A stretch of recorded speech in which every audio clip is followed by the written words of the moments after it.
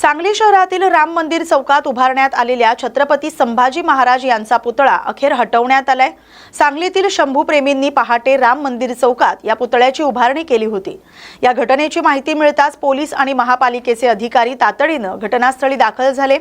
महापालिकेने दिलेल्या त्रिकोणी बागेचा पर्याय शंभू प्रेमींनी नाकारत सांगली शहरातील मुख्य चौकातच पुतळा उभारण्याची मागणी केली। यानंतर महापालिका अधिकारी, पोलीस आणि शंभू प्रेमी यांच्यात चर्चा झाली। यामध्ये लवकरच बैठक घेऊन सांगली शहरातील योग्य ठिकाणी छत्रपती संभाजी महाराजांचा पुतळा उभारण्यासाठी परवानगी देण्याबाबत निर्णय घेतला जाईल असं आश्वासन देण्यात आलं। या आश्वासनानंतर राम मंदिर चौकात बसवण्यात आलेला पुतळा हटवण्यात आलाय। दरम्यान या घटनेच्या पार्श्वभूमीवर मोठा पोलीस बंदोबस्त तैनात करण्यात आला।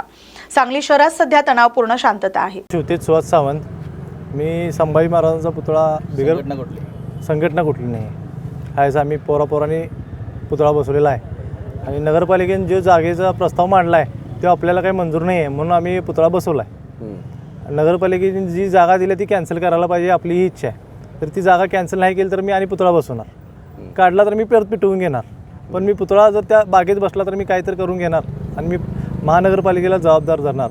आणि आयुक्त साहेबांनी आणि राहुल रोकडे साहेब, महत्त्वाचं म्हणजे राहुल रोकडे साहेबांना, कारण का त्यांनासुद्धा माहिती होतं मी निवेदन किती दिल्यात, त्यांनी आम्हाला सांगायला पाहिजे होतं की बागेत आमचं म्हणणं मांडायला पाहिजे होतं। आम्ही 15 ते 16 निवेदन दिल्यात, तरीसुद्धा त्यांच्या म्हणण्याप्रमाणे त्यांनी तिथे जागा दिल्या। जागा द्यायला पण काही प्रॉब्लेम नाही, त्यात तिथं दवाखाने आहेत। आम्ही उद्या कार्यक्रम कसा करायचा महाराजांचा तिथं? आता त्यांनी कुठेच बसवायला परवानगी दिल्या? बागेत, त्रिकोणी बागेत, त्रिकोणी बागेत बसवायला परवानगी दिल्या। आपल्याला त्या बागेत बसवायचं नाही। महाराज माझं बागेत बसण्यासाठी झालेलं नाही आहेत, माझा महाराज चौकातच बसणार, हीच आपली इच्छा आहे। मग ते कोणीही बसू दे, आपल्याला काय असंच नाही की आम्ही बसावं, कोणीही बसवू दे, पण महाराज चौकात बसले। यापूर्वी प्रतापसिंह उद्यान ही जागा दिली होती, प्रतापसिंह उद्यान दिली होती, ती आम्हाला मान्य होती, पण त्यावर काही केस असल्यामुळे त्यांनी कॅन्सल केली आणि डायरेक्ट ही जागा हे केली।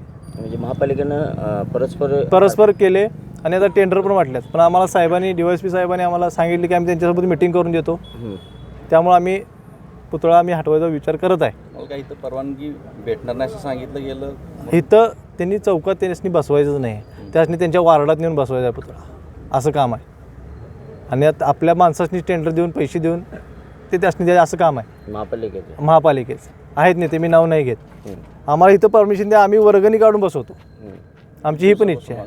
हां, किती दिवसापासून मागणी करता इथं? 2-3 वर्ष झाली साहेब। आम्ही ह्या चौकात नाही, आम्ही कुठल्याही चौकात बसवा, पण महाराजांचा पुतळा चौकात बसवा ही आपली इच्छा आहे, बागेत इच्छा नाही आहे आपली। हां, राम मंदिर चौकामध्ये छत्रपती संभाजी महाराजांचा पुतळा बसवण्यात आलेला आहे। आंदोलकांची चर्चा झाली का तुमची? आंदोलकांशी आत्ता आमची चर्चा झालेली आहे। आंदोलकांच्या म्हणण्याप्रमाणे संभाजी महाराजांच्या पुतळ्यासाठी महानगरपालिकेकडनं तिकोनी बागेची जागा ठरवण्यात आलेली आहे, पण आंदोलकांचं असं म्हणणं आहे की महाराजांसाठी तिकोनी बागेची जागा ही योग्य नाही, प्रशस्त भव्य जागा महाराजांसाठी असावी आणि त्यासाठी त्यांना आम्ही पर्यायी काही जागा असल्याचं सुचवायला सांगितलेलं आहे। आंदोलकांचं आणि नगरपालिकेच्या जे अधिकारी आहेत त्यांच्याशी आम्ही आता थोड्या वेळाने चर्चा करून यावर पुढील काही मार्ग शांततेत काढता येईल त्यासाठी प्रयत्न करत आहोत। अंजनगाव येथील पुतळा प्रकरणात अखेर तोडगा निघालाय। छत्रपती शिवाजी महाराजांचा पुतळा स्थलांतरित करण्याचा निर्णय घेण्यात आलाय। सदर पुतळा असलेली जागा खेलोबा देवस्थानची असल्यानं दोन्ही समाजांच्या प्रतिनिधींची प्रशासनासोबत बैठक झाली। या बैठकीत एकमतानं पुतळा स्थलांतर करण्याचा निर्णय घेण्यात आलाय। अंजन गावात पर्यायी जागेवर पुतळा उभारणीसाठी तसंच परिसराच्या सुशोभीकरणासाठी 1 कोटी रुपयांचा निधी देण्यात येणार असल्याची माहिती पालकमंत्री जयकुमार गोरे यांनी दिली आहे। गेले 3 दिवस झाले अंजनगाव खेलोबाचे इथं छत्रपती शिवाजी महाराजांचा अश्रू पुतळा बसवण्याच्या जागेवरून एक वाद निर्माण झाला होता। देवस्थान आणि गावकरी असा तो वाद निर्माण झाला होता। त्याच्यामध्ये देवस्थानची भूमिका ही होती की ही जागा देवस्थानची आहे, त्यामुळे देवस्थानच्या जागेत हे पुतळा न बसवता थोडा पलीकड जिथं सरकारची जागा आहे, गायरन आहे, ग्रामपंचायत जागा आहे तिथं बसवावं आणि म्हणून करता 3 दिवस त्या गावामध्ये संघर्ष होता। परंतु आज आमच्या जिल्ह्याचे पालकमंत्री दयाभाऊ गोरे साहेब, या विभागाचे IG फुलारे साहेब, नूतन इथले जिल्हाधिकारी नवीन आलेले कार्तिके साहेब आणि आपल्या जिल्ह्याचे SP साहेब सन्माननीय कुलकर्णी साहेब यांच्या समेत मराठा समाजाच्या काही गावातल्या ग्रामस्थांची बैठक झाली.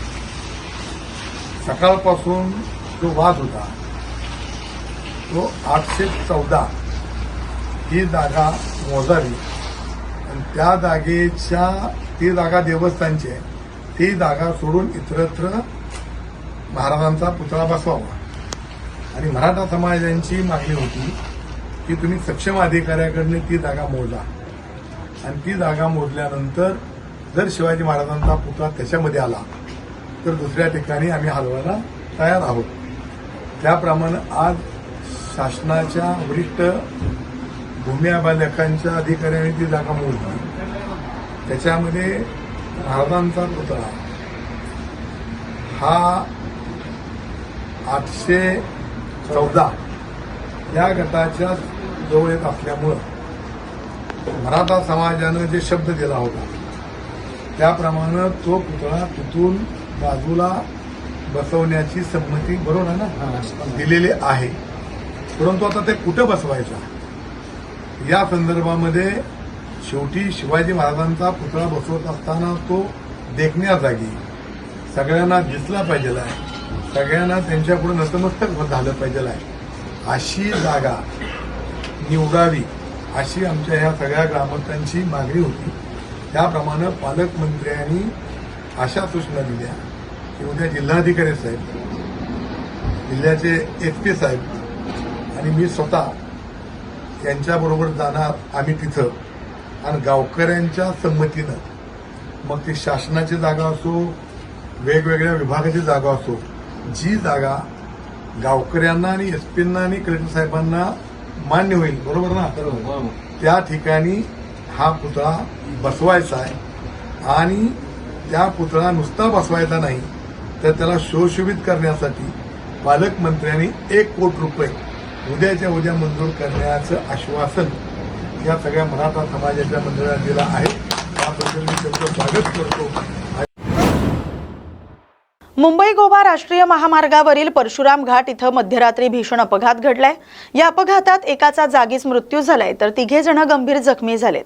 जखमींवर चिपळूण येथील लाईफ केअर हॉस्पिटलमध्ये उपचार सुरू आहेत.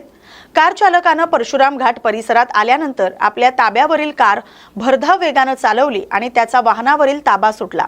यामुळे कार रस्त्याच्या डाव्या बाजूला जाऊन पलटी झाली.